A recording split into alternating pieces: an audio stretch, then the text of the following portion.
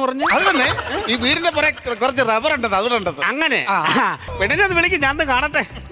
പെണ്ണേ അന്നമ്മോ.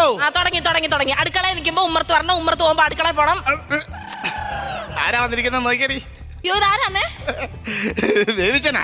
എന്നാ പ്ലേറ്റ് എടുക്കട്ടെ. എന്താ വേവിച്ചാന്ന് പറഞ്ഞു. പറഞ്ഞേ ഇതെന്റെ കൂട്ടുകാരൻ വേവിച്ചനാന്ന്. നമസ്കാരം ഉണ്ട് കേട്ടോ. 3 മക്കളാ മൊത്തം.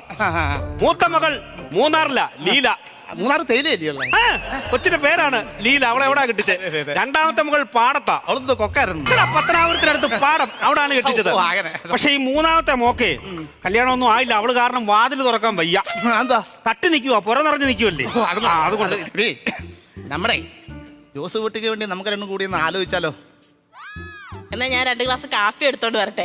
എടുക്ക് ഇത്രയും നേരമായി വന്നിട്ട് ഇപ്പഴാ കാപ്പിയുടെ കാര്യം മിണ്ടുന്നത്. ഇവിടെ വെറുതെ കളയാൻ പാലില്ലേ, പ്രയോജനമുള്ള കാര്യം ഇപ്പഴല്ലേ.